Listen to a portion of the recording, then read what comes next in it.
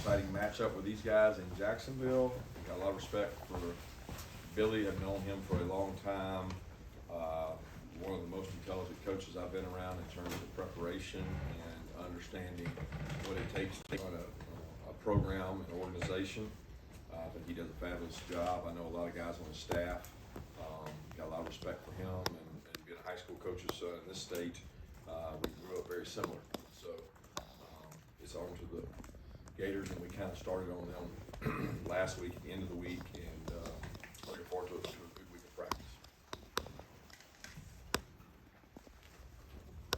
Kirby, just talking about Billy, the time you guys spent together on the staff at Alabama, just what did he bring to that staff, and what has stood out to you with his head coaching career, even going back to when he was at UL Lafayette? He's like I said, he's very thorough. He's an extremely hard worker, great husband and father, but he's a good leader of men.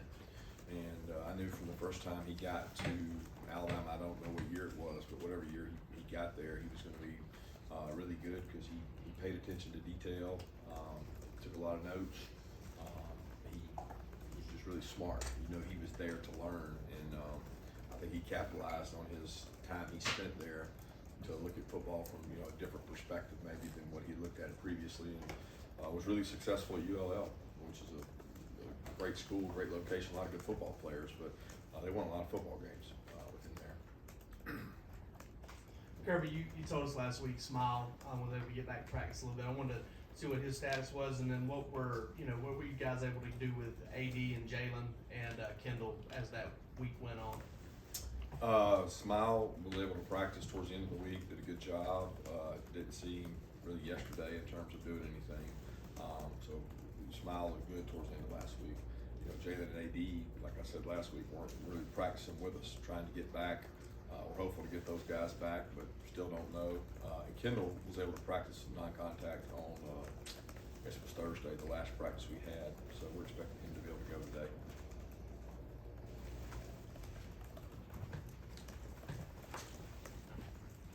Kirby, from an offensive standpoint specifically last week, what were some of the things y'all really looked at and honed in on as far as maybe getting back to the form that y'all showed earlier in the year?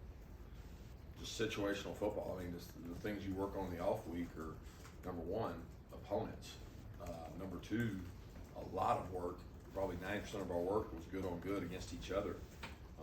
Situational football, third down, 2 minute, red area, second 10, third down, team run. I mean, there's no area in 3 practices that we didn't work on. A little bit more on the injuries, just the effect of Jalen not being out there. Obviously, we know he's an exceptional player, and his injury, obviously he had the knee right after he had the ankle.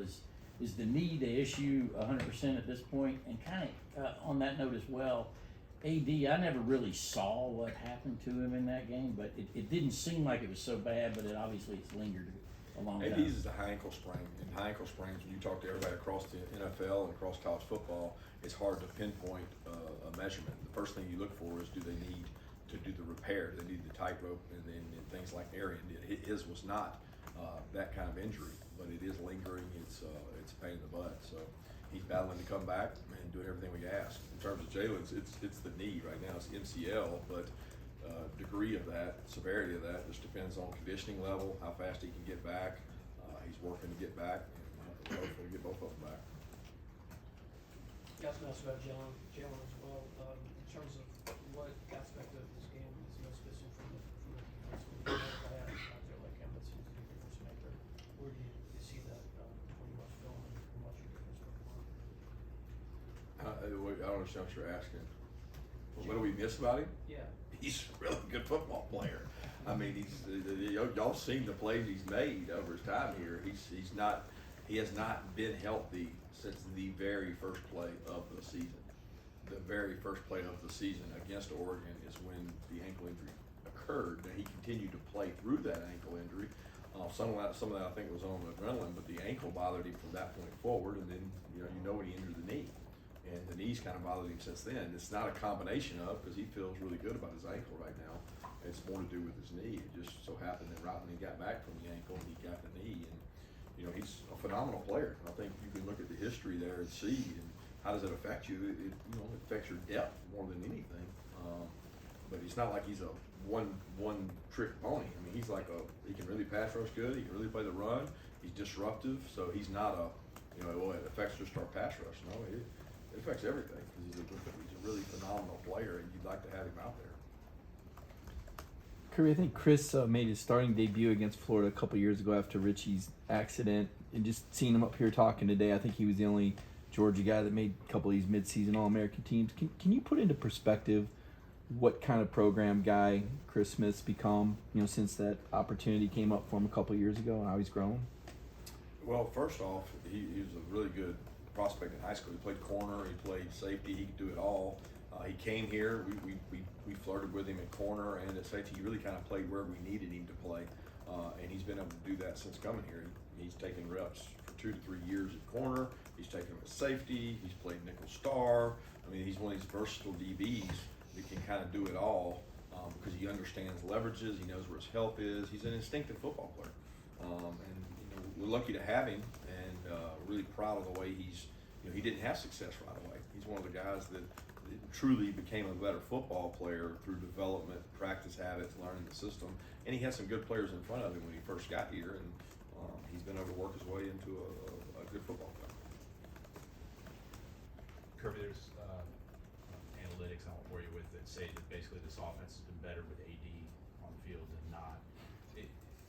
Have you all found that, and what makes him a difference maker, even if he isn't the one that's being targeted? Well, AD is a really good wideout. He has twitch. He has explosive quickness. When you watch just across the country and you watch all these teams play, there's dynamic receivers. I think AD is a dynamic receiver. He's hard to cover one-on-one. I mean, I get to see him, every day at practice when he's been healthy, and that you've got a guy that can go compete, do some things. He's got toughness. He's got quicks.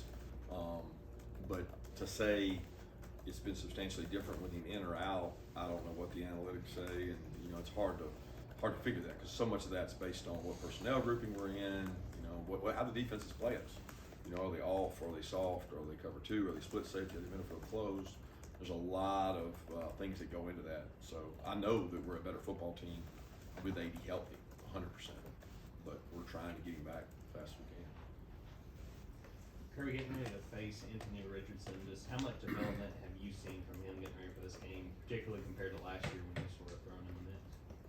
No, he's grown a lot, and he's gotten considerably better to me during this season. Like from the start of the season, game one, you watch every game in sequence and you say, man, this guy is growing and getting better, and they don't just limit things for him. Like they put a lot of shift motion, they put a lot of things on top of him to handle, and he manages those well. The toughest thing dealing with Anthony Richardson is how you affect him, because you got to be careful. Some of the runs he's had have been better than backs have across the country, and he's had 60 and 70 yard runs, and he can take off at any point in time, and you don't know who's going to have him or who can get him down. He's got elite arm talent in terms of strength. They clean things up for him on a lot of reads, and he does a really nice job. So I give them a lot of credit, Billy a lot of credit for the development, what he's done from the start of the season to now, and being successful both with his legs and his arm. Coach, you're obviously very familiar with Brenton Cox, and they got some big guys on the interior as well. What's your initial thoughts on the Florida defensive front? Extremely disruptive. The size and girth in the middle is what you want in the SEC to control run games and control the A and B gaps, and then they still got the edge guys, with Brenton being probably the most disruptive guy that we played in terms of just violence, striking, knockback, setting edges, affecting the quarterback. He's a game wrecker at that. Coach, I think I have some idea of what you think or care about rankings, but they obviously don't matter until next week the college football rankings come out. But how much have you been able to keep up with, teams in your rearview mirror like Oregon and South Carolina who haven't lost since you played them? Is that at all validating for you guys? Because I'm sure at the time you knew you played well, but you can't be 100% sure who's got what to this point. Is there anything validating about what you've seen from those teams since you got past it? You answered the question initially. I haven't been paying attention to it. I mean, I really haven't. our focus has been on the next opponent since Thursday of last week, and not to not answer your question, but I just don't concern myself with it.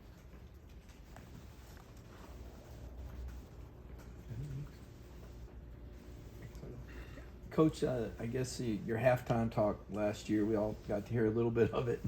I guess I'd ask you how you pick and choose, and from being an assistant versus a head coach, because I know you can't do it every game or every practice, but how do you know when, and how much of it is, I don't know if calculated is the right word, or is it just all gut when you deliver messages to your teams? Yeah, I think it's just how you feel like where your team is, you know, what space they're in terms of confidence level, focus, attention to detail, and a lot of times it comes better when it comes from the players and the leaders within the team, which the best teams have the guys capable of communicating to each other, and they listen to each other much more than they listen to me. So I don't calculate it, figure out when I'm going to do it. If the appropriate time is there and think we need it, then certainly we do it. Kirby, you guys put out a video last week of a post-practice treat for your players. I want to ask you about why you guys wanted to do that, and what you like better, funnel cakes or ice cream? I had to go speak to the superintendents of Georgia, which they were in town, so I never got to see it. I bolted off right after practice, so I didn't get to partake. But I was glad the players were able to get a treat, you know, for a off week. We got some guys that need to gain weight, so that's a good way to do it.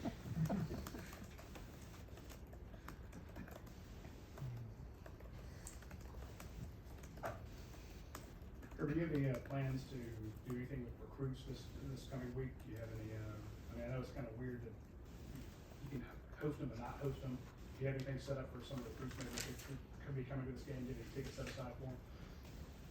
We were allowed to use tickets, but we can't host them. We can't do anything. So I never understand what would we do with them? We can't legally see them. We can't talk to them. We can't host them. Can't visit with them. We can say there's a ticket at the gate. Enjoy the game. So that's really all we can do, and we'll do that. We'll have some kids go to the game.